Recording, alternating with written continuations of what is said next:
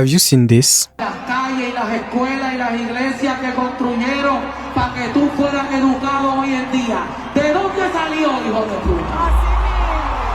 Let's talk about why this statement is false. Before the colonization of the Americas, Native Americans already possessed distinct civilization, languages, religions, and social organizations. However, according to Aníbal Quijano, when European colonizers came, they created a new entirely global classification, which enabled the development of modern capitalism. This classification simplified diverse populations into simplify racial categories, and this hierarchy, Europeans were considered superior because they were white, while Native American and enslaved Africans were associated with inferiority and primitiveness. Plus, this hierarchy divided labor by race. Africans and Native Americans faced forced labor, and Europeans held authority and ownership. Quijano described the system as the coloniality of power. Therefore, colonial domination became a global structure organizing labor, political authority, and the economy. Europe did not arrange independently. It was dependent on colonial exploitation in the Americas. Furthermore, for Quijano, colonial domination was also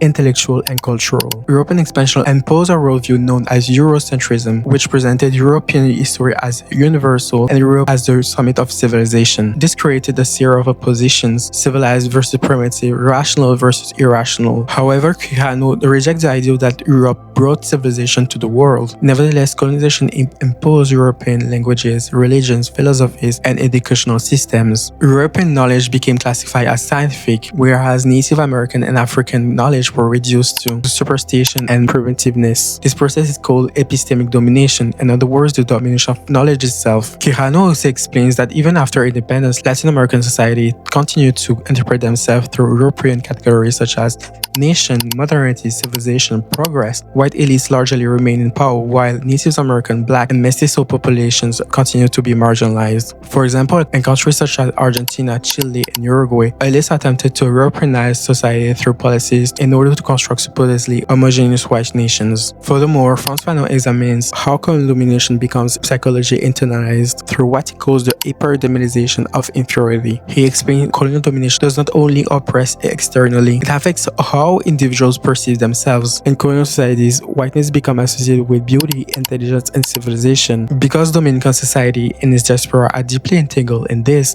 Arcángel is deeply affected by this phenomenon.